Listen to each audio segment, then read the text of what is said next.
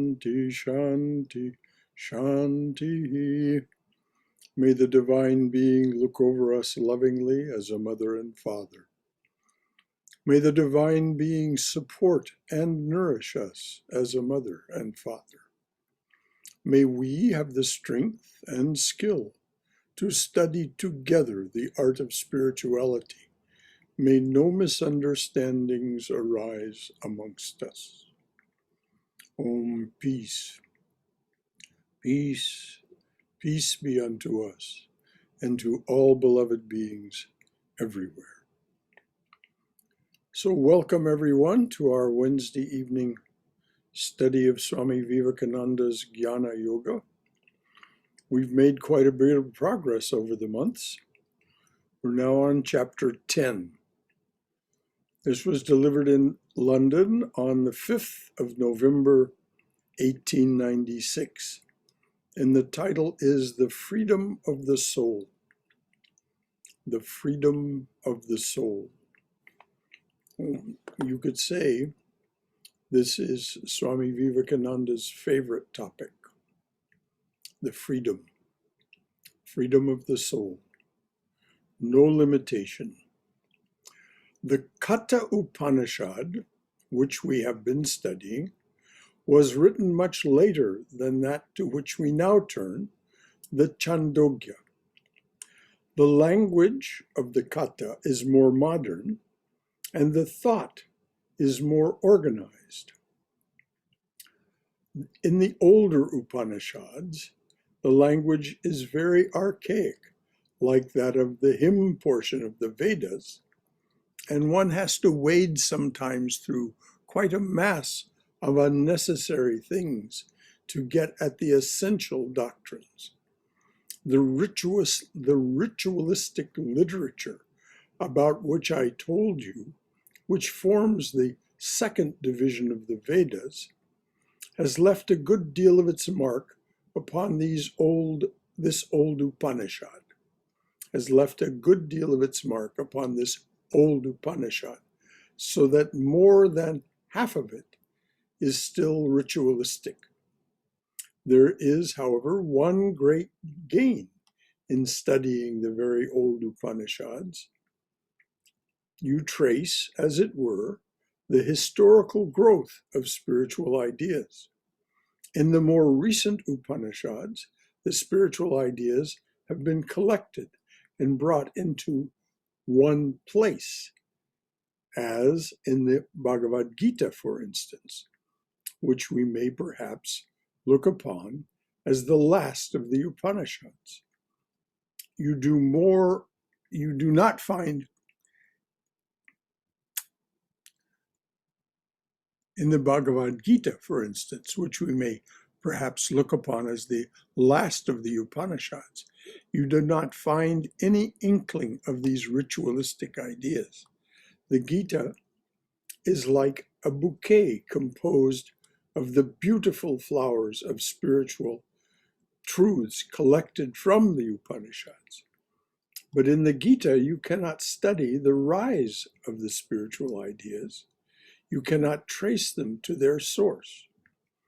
To do that, as has been pointed out by many, you must study the Vedas. The great idea of holiness that has been attached to these books has preserved them more than any other book in the world from mutilation. In them, thoughts at their highest and at their lowest have all been preserved.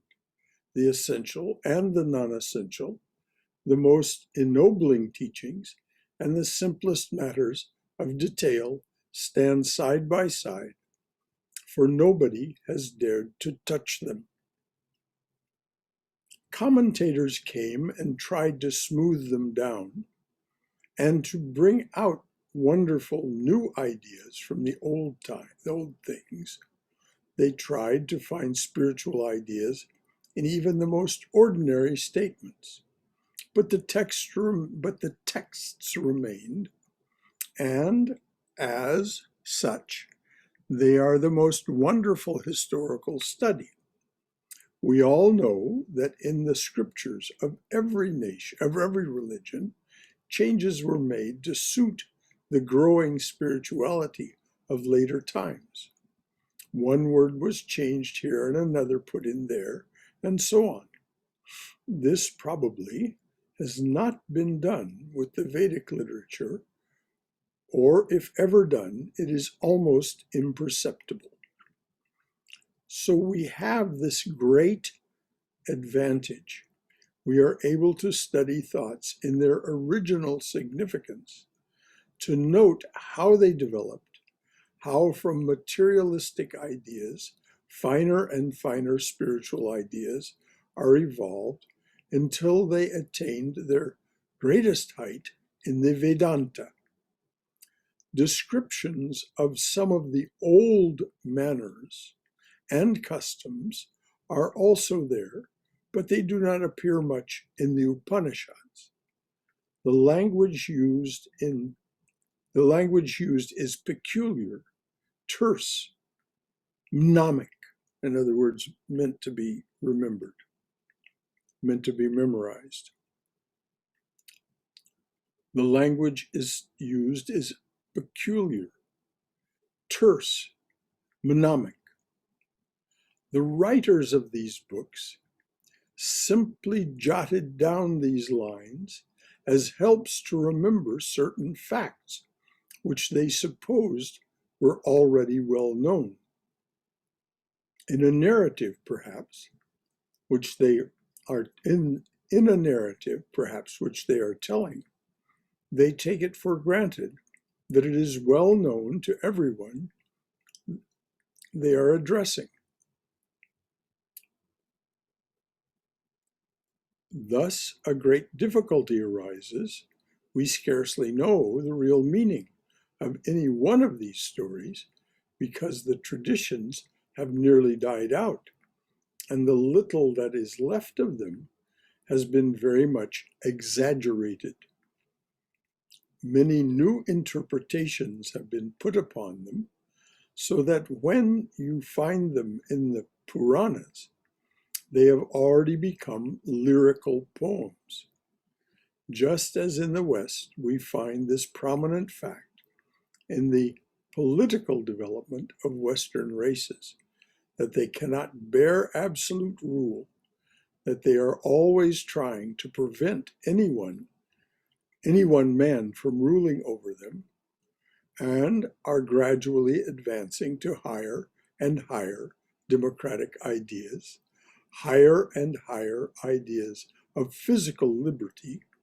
And so in Indian metaphysics, exactly the same phenomenon appears in the development of spiritual life.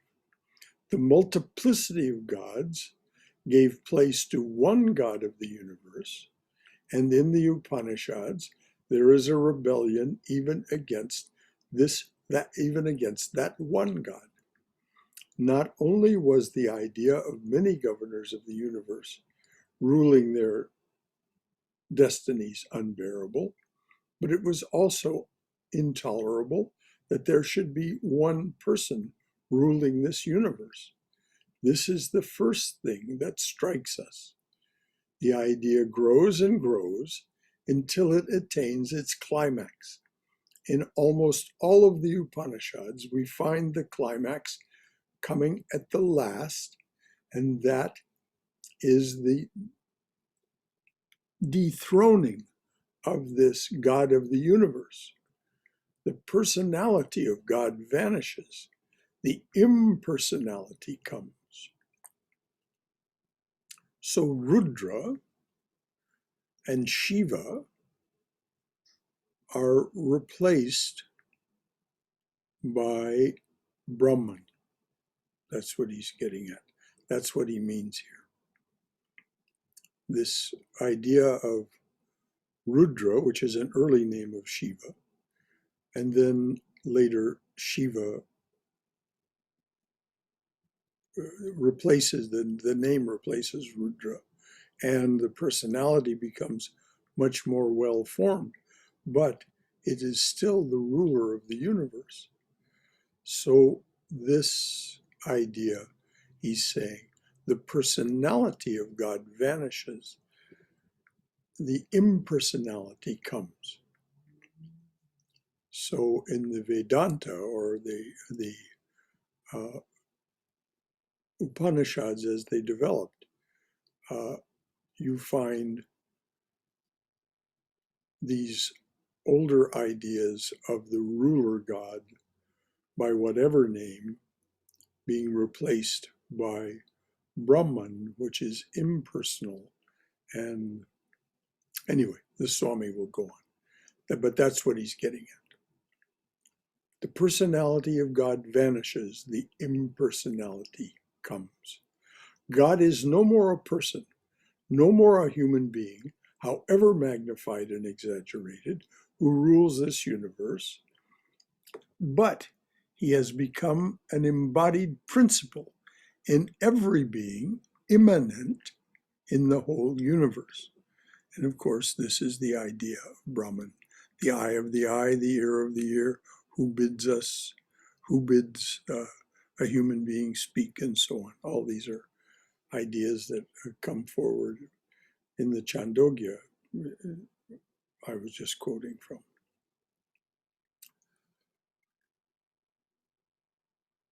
So God is no more a person, no more a human being, however magnified and exaggerated, who rules this universe, but he has become an embodied principle in every being, immanent, that is at hand, in the whole universe. It would be illogical to go from the personal God to the impersonal, and at the same time to leave man as a person.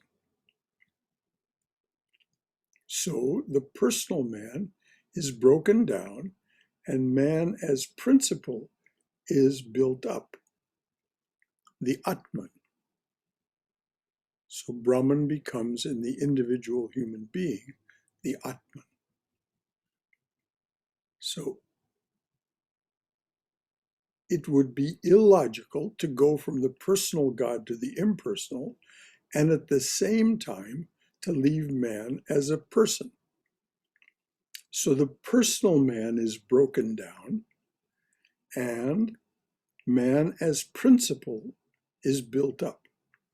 The person is only a phenomenon, the principle is behind it. Thus, from both sides simultaneously, we find the breaking down of personalities and the approach toward principles, the personal God approaching the impersonal, the personal man approaching the impersonal man. Then come the succeeding stages of the gradual convergence of the two advancing lines of the impersonal God and the impersonal man, and the Upanishads embody the stages through which these two lines at last become one. And the last word of each Upanishad is that thou art that. In other words, thou art that impersonal being. Thou, the Atman, is that which is Brahman.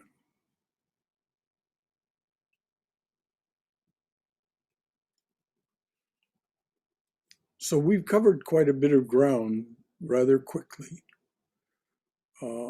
Let's pause for a moment and see if there are any thoughts that you'd like to offer from your own wisdom, from your own knowledge, or if there is any clarification that you would like to have of what we've covered so far in this chapter 10. Hi, Brother Shankar. Yes. We covered quite a lot. And, at one point I was thinking to myself that we have Lord Rama, Krishna, Mother Kali, and now we are talking about impersonal God. So are they principles, or are they really God, or So I got lost. Mother Kali is, according to Sri Ramakrishna, a personality. And Vivekananda agrees with that. He said, I believe there is a force in the universe that thinks of itself as feminine, and her name is Kali. Okay. So, but Sri Ramakrishna says, this is simply the conceptualization for the human mind of the impersonal in its stillness and without attributes, Nirguna Brahman, or in motion, in vibration, Saguna Brahman, or Shakti, or Kali. Now, as we'll get to in Vivekananda's development of these ideas much later on in this talk, we'll get to this idea of there being this divine presence that thinks of itself as feminine, but that is a creation of the divine being made manifest in us.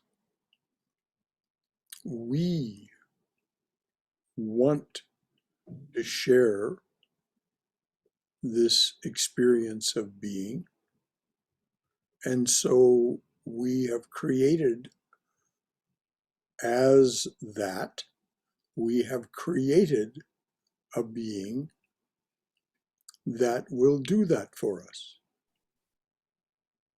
And so, and of course, now we immediately jump into this realm of dualism and yes and no, and dark and light, and good and evil, and all those things that the Swami covered.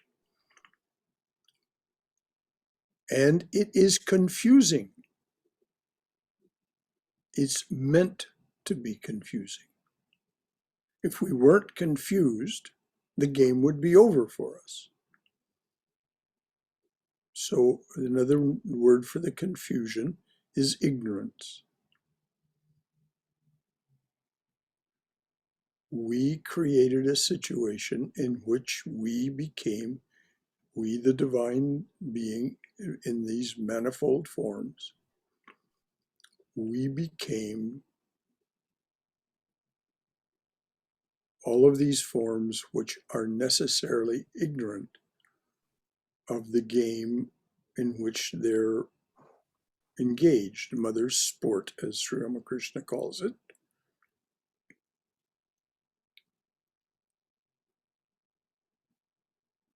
But we're gathered here this Wednesday evening, all of us who are here, to begin to dispel this ignorance and free. The title of this talk is Freedom of the Soul. That is the nature of the soul, according to Vivekananda.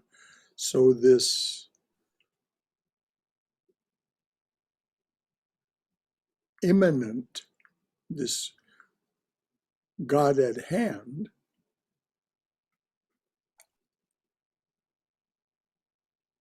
is ultimately thanked and set aside, so to speak.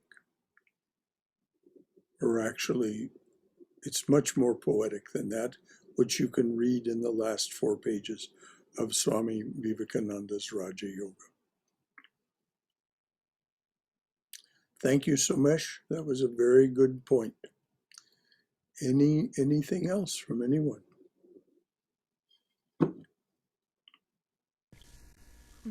Brother Shankara, Yes, Swayam. I found this line interesting from a practical point of view. It says, in a narrative, perhaps, which they are telling, they take it for granted that it is well known to everyone they are addressing.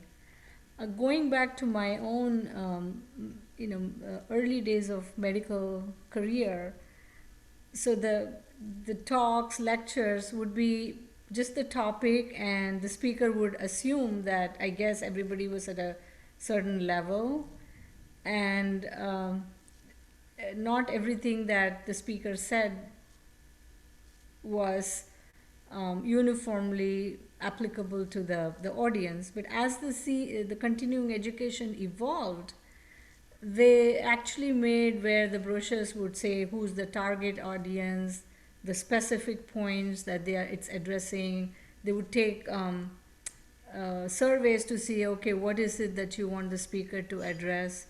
So I guess what I'm getting at is, so all these different commentaries are kind of geared towards that, in the sense that as we do manana and we get specific questions, we can seek out those resources. Yes, indeed. And that is new. This comes very much with the modern era since Chaitanya, that the whole thing is made clear. What Swami Vivekananda was saying about those people to whom the background of the narrative would be familiar, he meant Brahmins. In the days that of the Vedas and the early Upanishads especially, but even right down to the Gita, Krishna has to specifically say in the Gita, this is for everyone. And he has to say, because it was so unusual a thought in those days, even women. If you remember, I believe it's in chapter 5 or chapter 6, he says, this is for everyone. Well, in the days that Swami Vivekananda was talking about here, when the narrative, the background of the narrative was known to everyone, the everyone was Brahmins. As a matter of fact, it was illegal, punishable, to teach these things to the lower castes. And so we find the Kshatriyas, the kings, inviting the Brahmins to come and share something with them. And some would and some wouldn't. So now we have this wide open marketplace of ideas, both spiritual and materialistic. For anyone can have access that is literate. Thank you for bringing that up, Swayam. Thank you for a wonderful explanation, Brother Shankara. Anyone else? Anything at all?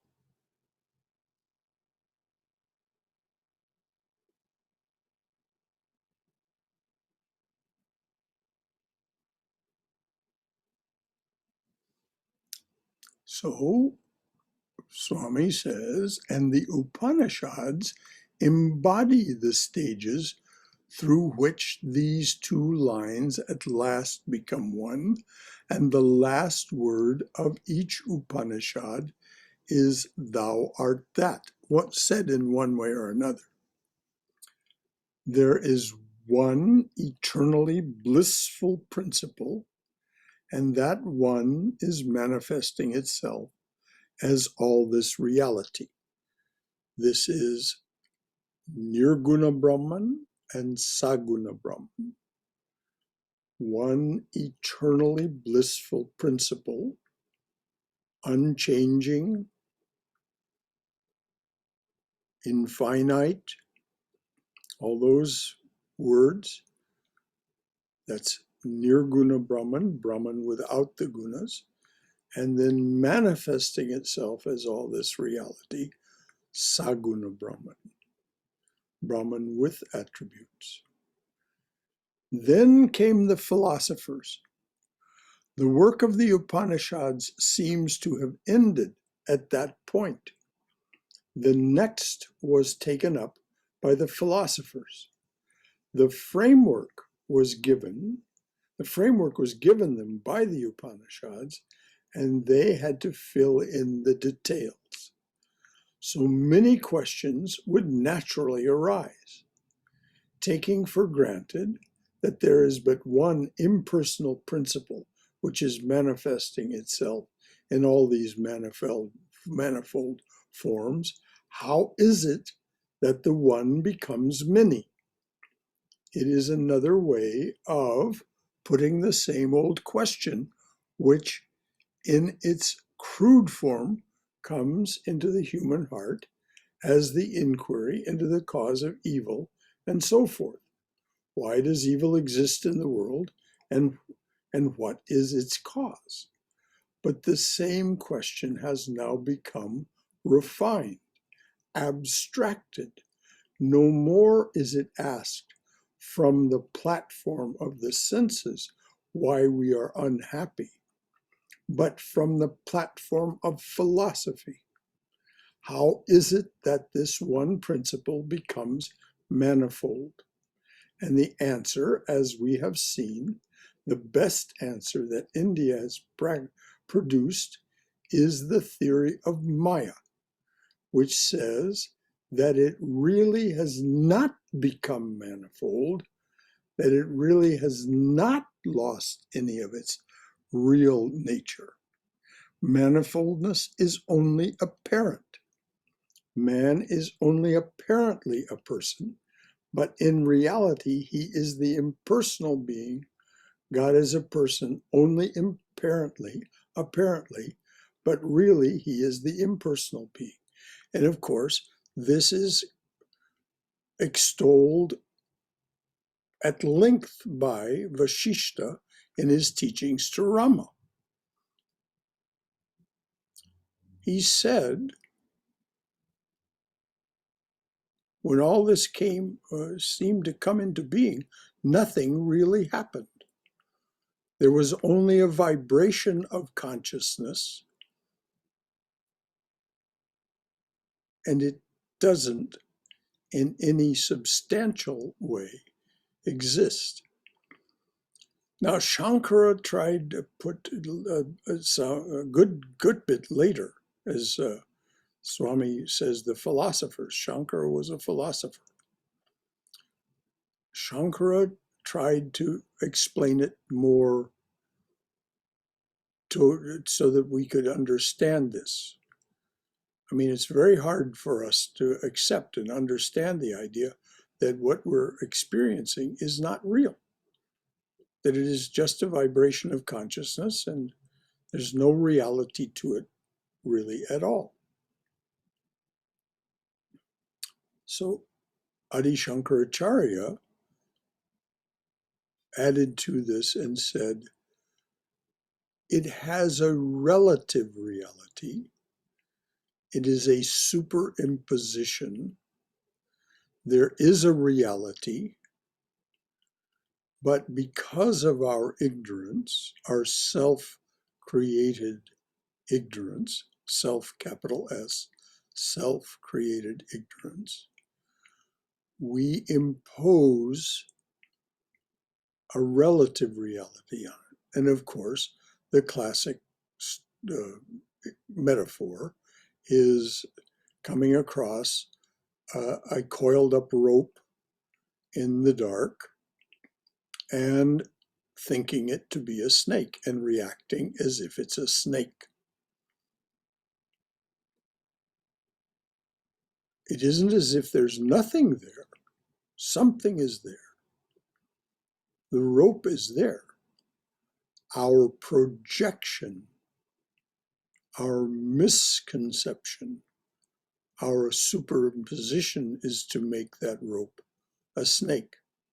And people will tell you that they've been bitten by the snake. It's so powerful, our ability to project. Just consider the placebo effect.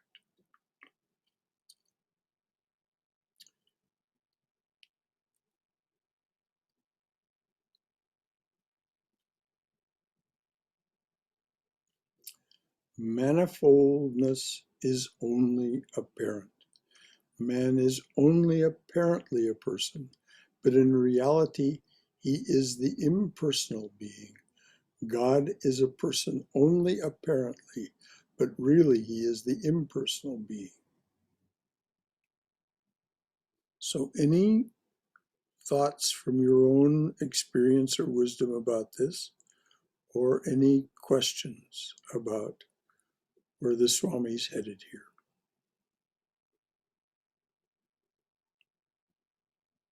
All right. Even in this answer, there have been succeeding stages, and philosophers have varied in their opinions. All Indian philosophers did not admit this theory of Maya. Possibly most of them did not. There are dualists with a crude sort of dualism who would not allow the question to be asked, but stifled it at its very birth. They said, you have no right to ask such a question. You have no right to ask for an explanation. It is simply the will of God, and we have to submit to it quietly. There is no liberty for the human soul. Everything is predestined. What we shall do, have, enjoy, and suffer. And when suffering comes, it is our duty to endure it patiently. If we do not, we shall be punished all the more. How do we know that? Because the Vedas say so. Now, does that sound familiar to us here in the West? That sounds very like fundamentalist Christianity. Very, very like fundamentalist Christianity. And it is a prison. And what it says is, God puts us in a prison and then punishes us for not being able to escape. Well, St. John of the Cross says, that's insane, and God is not insane. But these philosophers, or dualistic philosophers, said that the Vedas say so. Well, the very early Vedas seem to say that.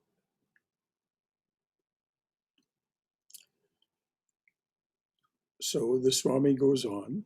This is the end of the quote. The Vedas say so. Now the Swami goes on, and thus they have their texts and their meanings, and they want to enforce them. There are others who, though not admitting the Maya theory, stand midway. They say that the whole of this creation forms, as it were, the body of God. God is the soul of all souls and of the whole of nature. In the case of individual souls, contraction comes from evil doing. When a man does anything evil, his soul begins to contract and his power diminished and goes on decreasing until he does good works, when it expands again. One idea seems to be common in all the Indian systems, and I think in every system in the world, whether they know it or not, and that is what I should call the divinity of man. There is no one system in the world, no real religion, which does not hold the idea that the human soul, whatever it be, or whatever its relation to God, is essentially pure and perfect, whether expressed in the language of mythology, allegory, or philosophy. Its real nature is blessedness and power, not weakness and misery. Somehow or another, this misery has come. The crude systems may call it a personified evil, a devil, or an Ahriman, to explain how this misery came. Ariman, I think, is from Zoroastrianism.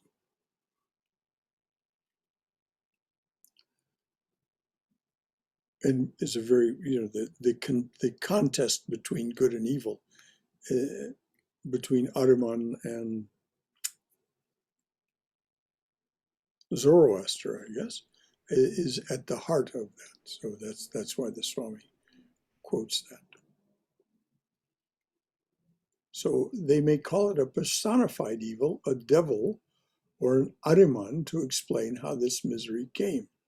Other systems may try to make a god and a devil in one, who makes some people miserable and others happy without any reason whatever. Others, again, more thoughtful, bring in the theory of Maya and so forth. But one fact stands out clearly, and it is with this that we have to deal. After all, these philosophical ideas and systems are but gymnastics of the mind. I'm going to repeat that. One fact stands out clearly, and it is with this that we have to deal. After all, these philosophical ideas and systems are but gymnastics of the mind, intellectual exercises. The one great idea that to me seems to be clear and comes out through masses of superstition in every country and in every religion is the one luminous idea that man is divine, that divinity is our nature. Whatever else comes is a mere superimposition, as the Vedanta calls it. So this is, he's, without saying so, he's alluding to Shankaracharya. Whatever else comes, divinity is our real nature. Something else comes, we experience something else. Whatever else comes is a mere superimposition, as the Vedanta calls it. Something has been superimposed, but the divine nature never dies. As a matter of fact, if you remember in the very first chapter of the Gita, in which Krishna is telling Arjuna the truth, which is chapter 2, he very explicitly says that this divine being within cannot be injured, cannot be wetted by water, cannot be dried by wind, cannot be cut by a sword, never is never born, it never dies, it is changeless. So this is where, chapter 2 is the very foundation of the Gita.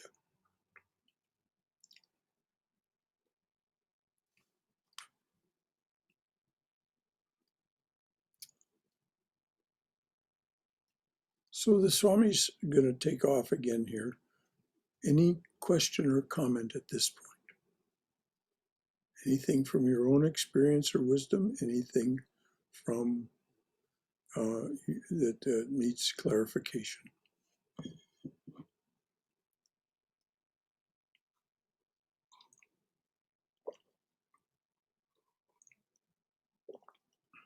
Well, I'll have to say Vivekananda is doing awfully well here.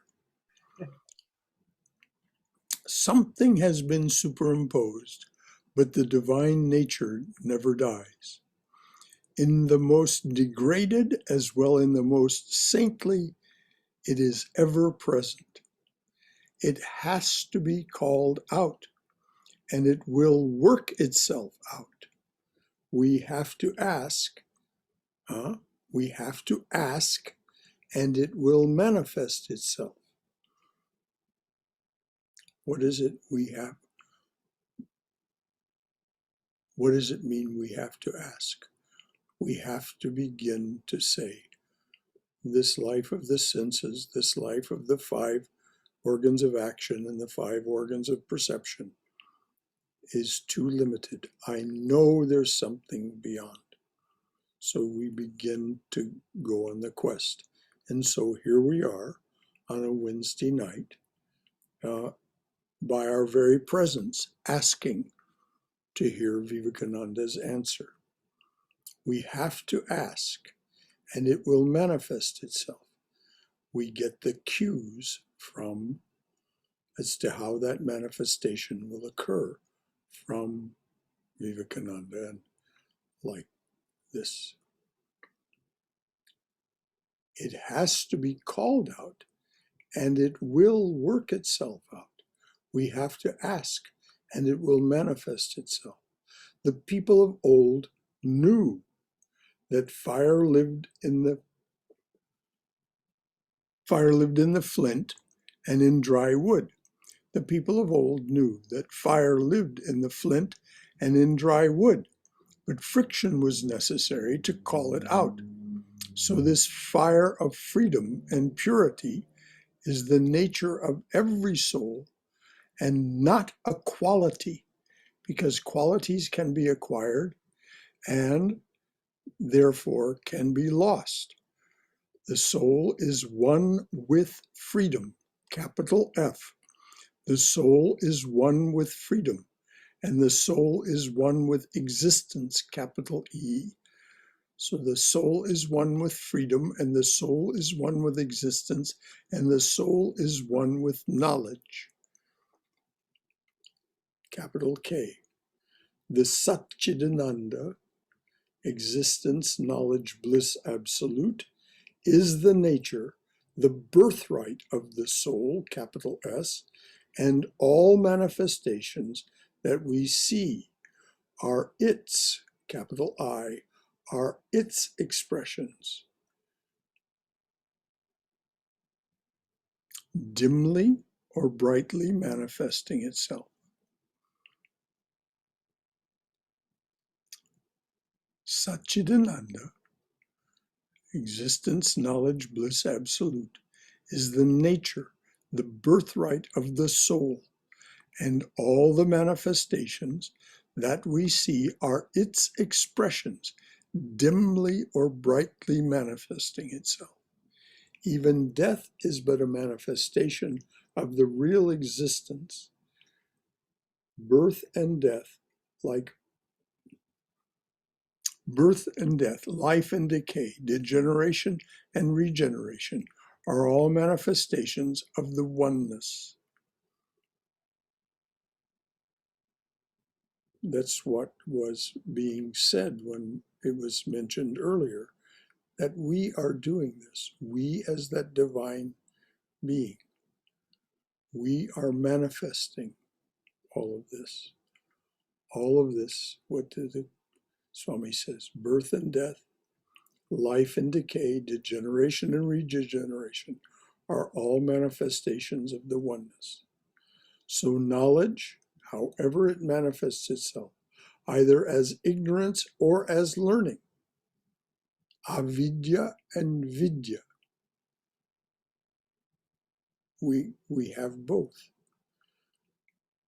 However it manifests itself, either as ignorance, avidya, or as learning, vidya, is but the manifestation of the same chit, the essence of knowledge. The difference is only in degree and not in kind. Notice that this is a theme that the Swami has been returning to time and again through these talks. It's a spectrum. Everything is on a spectrum. And the physicists are absolutely agreeing with this. There is a spectrum of manifestation. It begins with what we've come to call quantum physics. And at the other end of the spectrum is the limitations of Newtonian physics. But it's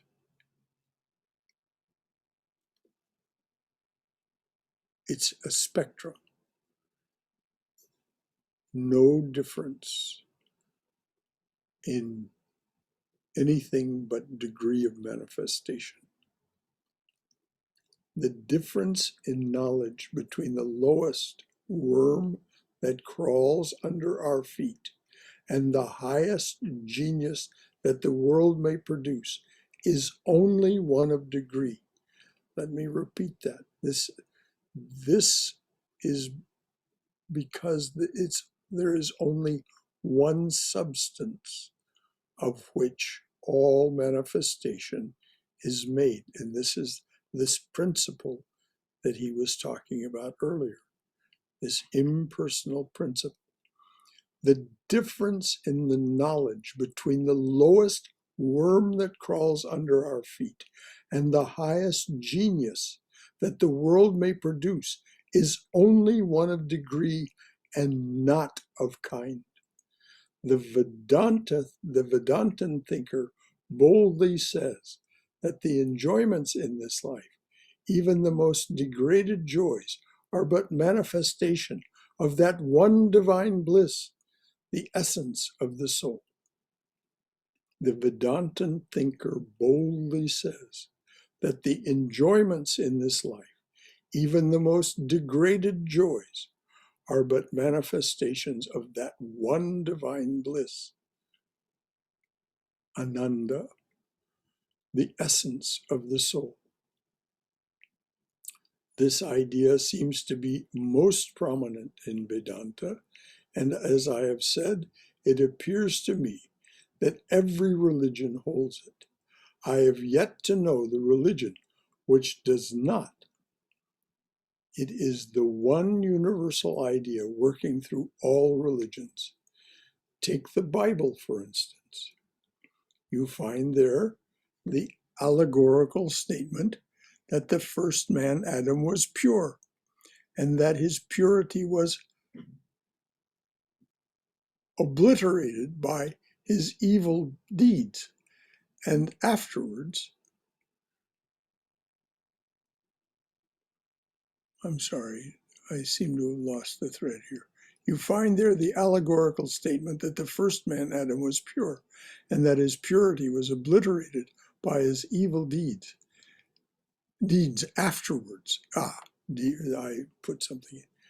So he began, he was manifest as pure, and that purity was obliterated by his evil deeds afterwards. It is clear from this allegory that they thought the nature of the primitive man was perfect. The impurities that we see, the weaknesses that we feel, are but superimpositions on that nature, and the subsequent history of the Christian religion shows that they also believe in the possibility, nay, the certainty, of regaining the old state. And if you want to investigate that, just read the parable of the prodigal son, the prodigal child. It's an absolute perfect example of what the Swami says. The subsequent history of the Christian religion shows that they also believe in the possibility, nay, the certainty, of regaining that old state, which is what happens to the prodigal child. This is the whole history of the Bible, Old and New Testaments together. So with the Mohammedans. They also believed in Adam and the purity of Adam. And through Muhammad, the way was opened to regain that lost state. So with the Buddhists, they believe in the state called nirvana, which is beyond this relative world. It is exactly the same as the Brahman of the Vedantins, and the whole system of the Buddhists is founded upon the idea of regaining that lost state of nirvana. In every system, we find this doctrine present. that you cannot get anything which is not yours already. You are indebted to nobody in this universe. You claim your own birthright, as it has been most poetically expressed by great Vedantan, by a great Vedantan philosopher in the title of one of his books. The attainment of your own empire. Now, I don't know who wrote that book. Is that Adi Shankaracharya's? Who can look that up for us? The attainment of your own empire.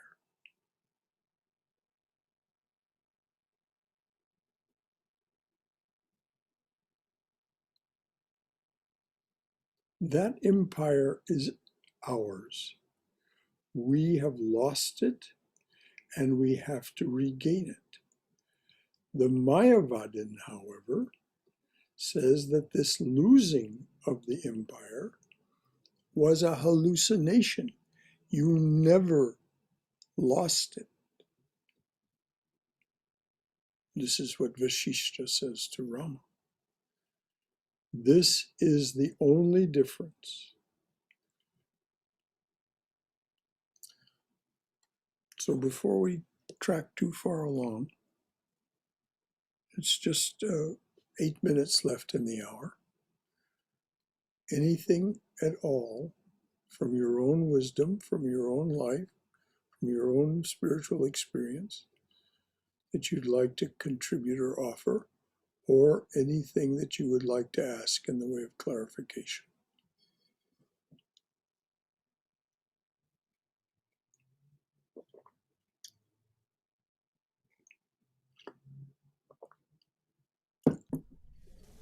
Brother Shankara, Yes, Swayam.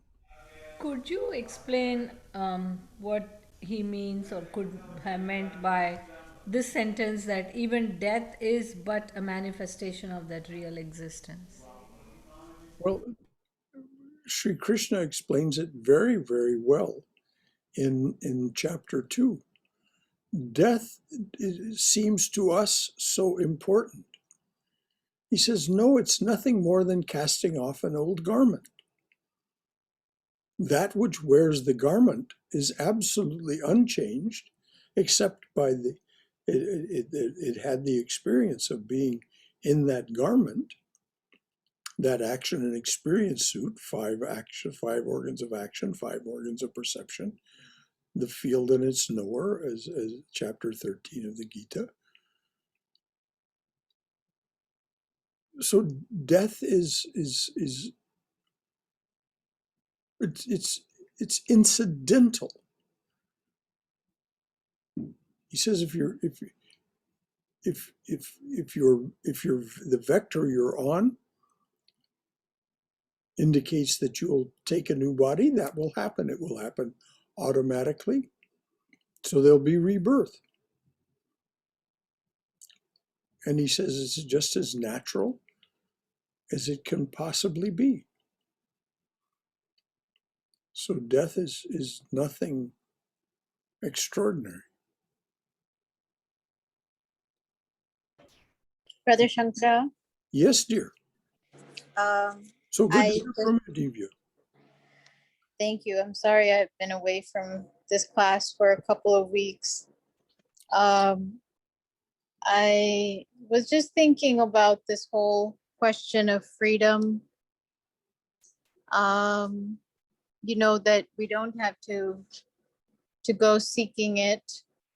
It's already here. We have to uncover it. We have to make the effort to uncover it. Uncover it. Yeah, remove the veil. Right. And, it's like you see glimpses of it. And then, the samskaras and those waves of thought that distract you from the sense that you're free. Yes.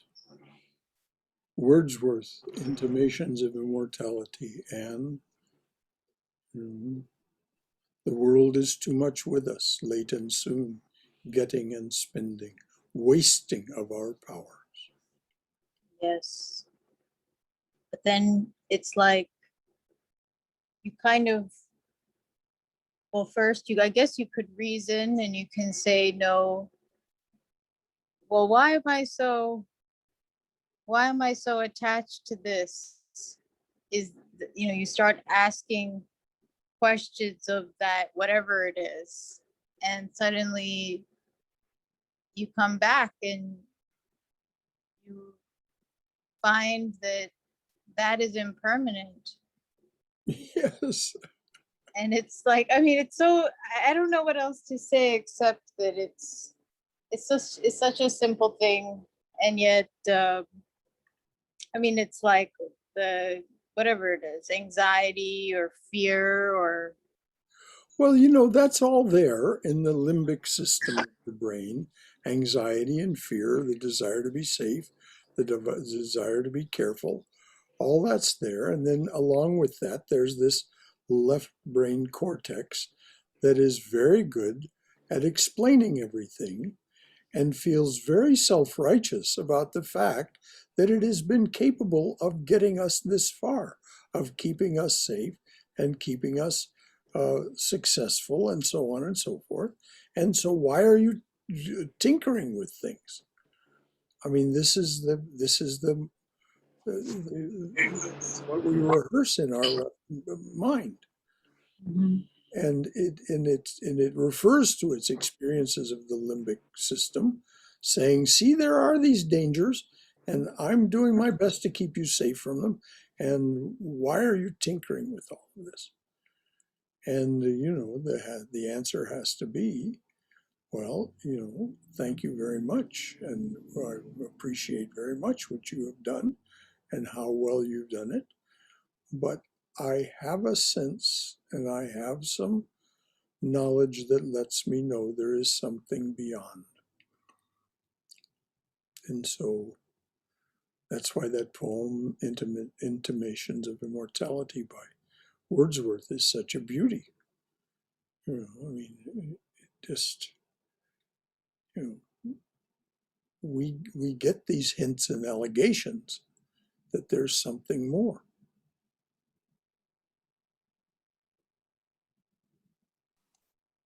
And if you want to read a meditation on death and how and its impermanence and its relative power over the human being, human soul, read Dylan Thomas's And Death Shall Have No Dominion.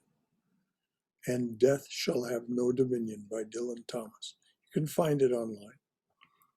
Or you can even hear him, you go on YouTube, you can even hear him read it, which is a very moving experience. Yes, Haima. Brother Shankara, in How to Know God, he explains it very clearly. Unless we practice the detachment, like emotional detachment of anything, then we cannot perfect in meditation. Through meditation, that is how we find our Brahman, which is Atman, in ourselves. I think that Swami is leading to that. It seems slowly, he's getting there to take us to that destination. I mean, not destination, that area of Yes. how we can achieve that Brahman. So we have to practice detachment first. Yes. All of the systems of yoga that are taught by Swami Vivekananda speak of detachment in one way or another. Detachment doesn't mean but we must not pretend for a moment that this is not difficult. It is difficult, which is why Swami Sridharananda says, by implication, he's saying, be patient, my dears. It takes time. It happens slowly. Because there's this great transition that takes Right. place in our sense of I am as the small s self, and That's right. thou alone art, Mm-hmm. which is the state that you're talking about. But Yes. it's a long It's process a long road.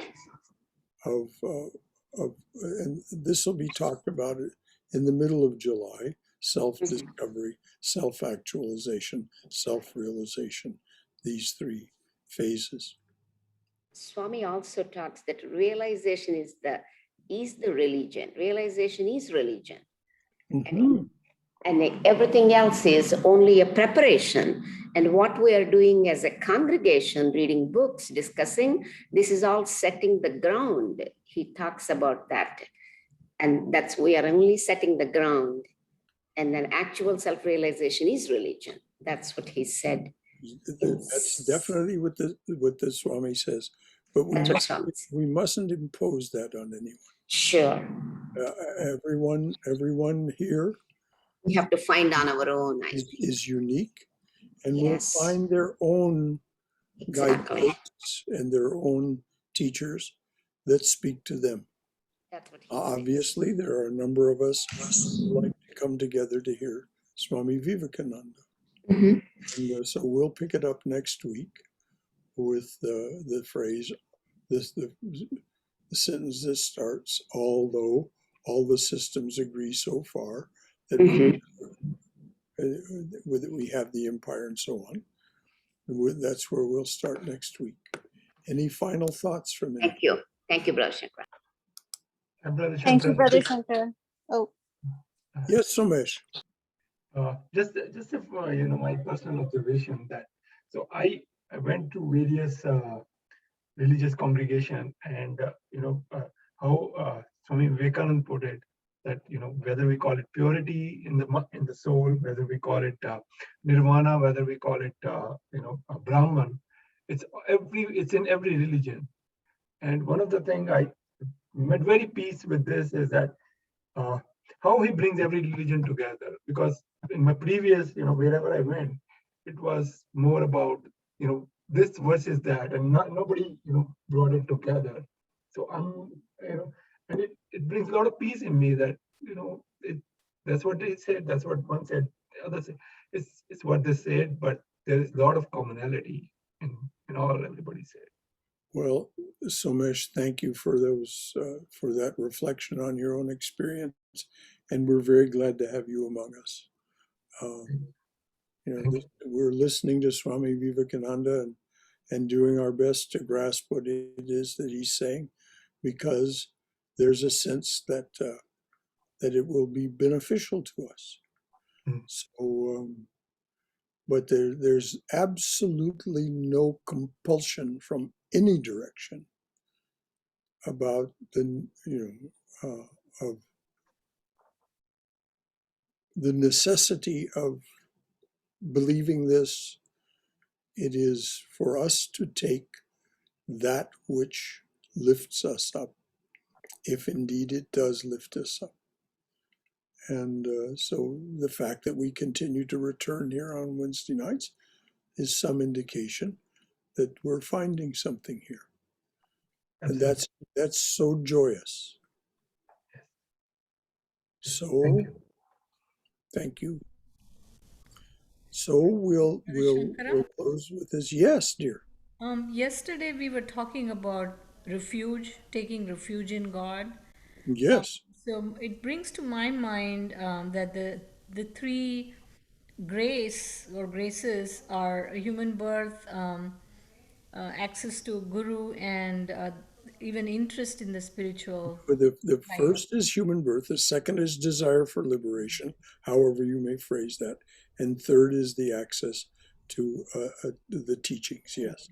So as we are struggling, I think we can take refuge in the fact that it's the grace of God that has drawn us into this path, and God will um, Well, help us progress. that's certainly how it's seen from here, dear. That this what is being seen by each of us as we look at the screen and see these faces. This is God's grace made manifest. The fact that we're all here together to study this together, to go forward together, and to study the art of spirituality together. It's so much more gratifying than just studying it on our own. So we'll close with this. Om Hari Om.